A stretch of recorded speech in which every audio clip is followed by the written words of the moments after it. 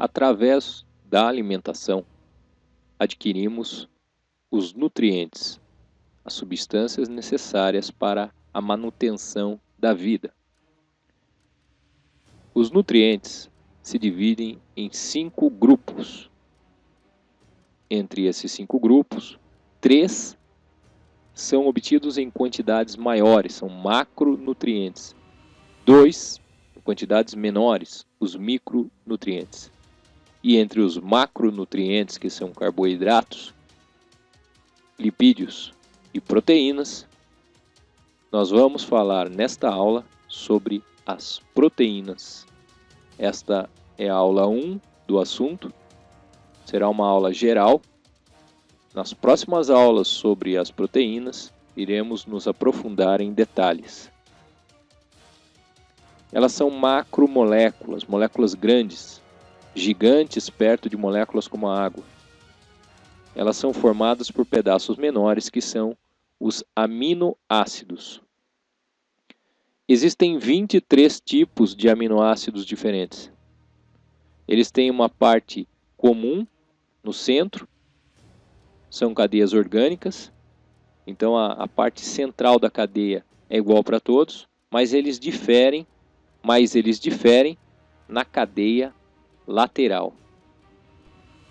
Por isso, cada aminoácido é específico, tem características específicas.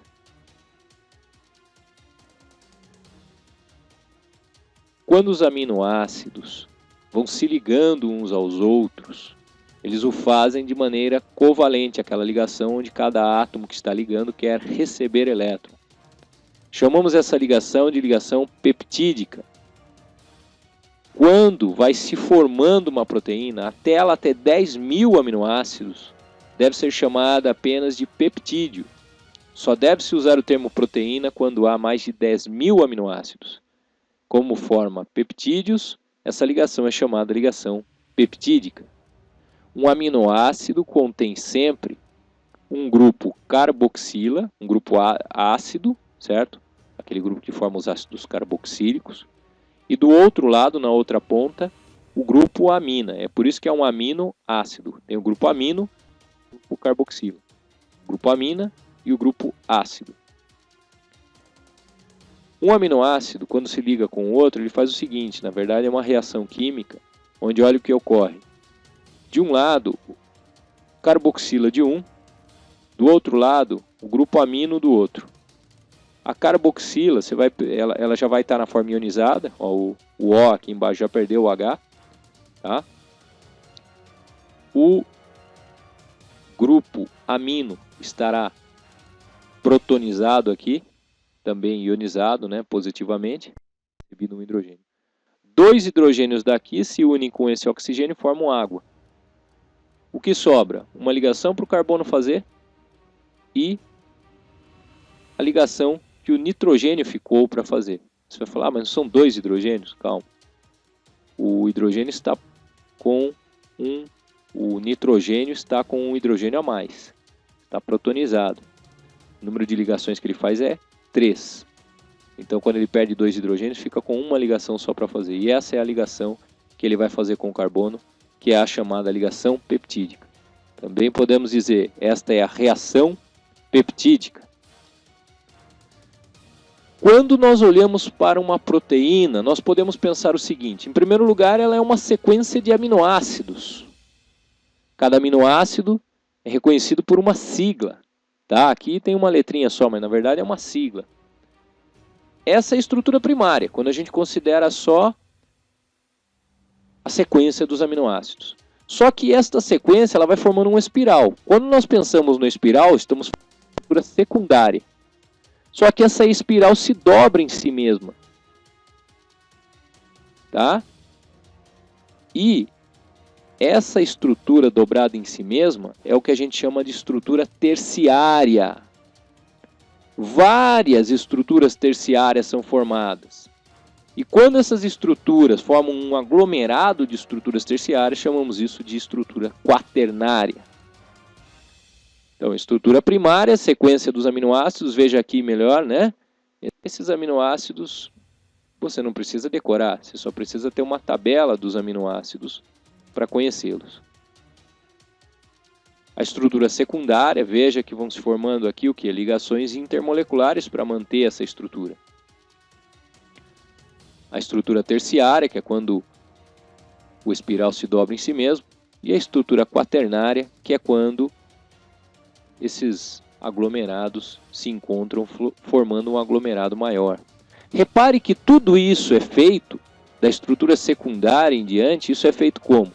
Por meio de interações que chamamos de forças intermoleculares, que são mais fracas que as ligações químicas intramoleculares. A ligação química que normalmente falamos, né, que é entre dois átomos, essa é mais forte. Mas aqui, a estrutura secundária, terciária e quaternária se forma por uma atração intermolecular. Aqui, o resumo novamente, estrutura primária, secundária, terciária e quaternária. Eu quero falar com você agora sobre as funções. Pouca coisa existe que tem mais função do que proteína. A proteína, ela pode ser usada pelo nosso corpo, e pelo corpo de todos os seres vivos, para a sua estrutura. E o colágeno, tão falado aí quando a gente fala na pele, né, a estrutura da pele. Função reguladora, por exemplo, insulina. A insulina regula a quantidade de açúcar no sangue. Quem tem problema com insulina são os diabéticos.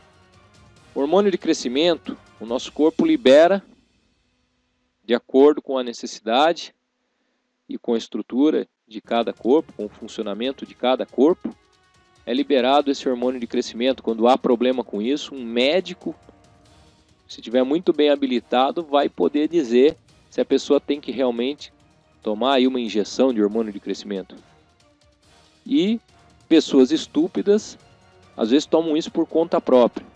Só que o corpo da gente é extremamente complexo. Então, se você está agindo com essa estupidez, pare agora de fazer isso, procure um médico. Provavelmente você não precisa disso. Se é por causa de academia, por exemplo, o problema que você vai ter no futuro vai ser muito maior. Função de defesa, anticorpos. Quem já não ouviu falar dos anticorpos? Que nos protegem contra diversos micro-organismos. Eles são estruturas proteicas. Função de transporte, hemoglobina. A hemoglobina é o seguinte, o oxigênio chega no seu pulmão, muito bem, basta inspirar. E para chegar em cada cantinho, em cada célula do corpo que precisa dele, é necessário ele ser transportado por uma molécula chamada hemoglobina. Essa molécula aqui, quando a gente inspira monóxido de carbono, ela fica inutilizada. Esse é o grande perigo nos incêndios. A pessoa respira determinada quantidade de monóxido, ela não tem mais como transportar o oxigênio, mesmo que ele esteja no seu pulmão. E aí a pessoa morre. Função contrátil, de movimento, né? Com todos os diversos movimentos que nós fazemos são regulados por proteínas. Aqui o nome de alguma delas. Função de reserva, é quando há uma sobra de aminoácidos, esses aminoácidos são guardados no nosso corpo num formato aqui de proteínas que recebem esses nomes específicos. Veja só que, por exemplo, a vaca guarda lá sua proteína no leite. E essa proteína é chamada caseína. Quando a gente toma o leite da vaca, a gente pega essa reserva da vaca para nós. A função enzimática talvez seja a mais importante de todas. É muito difícil achar uma reação no organismo vivo que não precise de um catalisador, uma substância que auxilie aquela reação, senão ela seria muito lenta. Isso que são as enzimas, substâncias que fazem as reações ocorrerem de uma maneira mais rápida. Sem elas, a reação não iria ocorrer. As enzimas têm estrutura proteica. Aqui, 2 exemplos. Então, toda enzima, na realidade, é uma proteína. Mas é lógico que nem todos os catalisadores são proteicos. Há muitos catalisadores que são metálicos. Mas no corpo dos seres vivos, geralmente os catalisadores são proteicos. E aí são chamados de enzimas. Como eu falei agora há pouco, O que mantém a estrutura secundária, terciária, quaternária são forças de atração, forças intermoleculares. Através da utilização de um ácido, uma base ou de um forte aquecimento, você rompe essas forças intermoleculares e aí você vai ter a desnaturação da proteína. Repare aqui, por exemplo, as forças intermoleculares seriam as chamadas pontes de sulfeto, 2 átomos de enxofre aqui que estão fazendo essa ligação.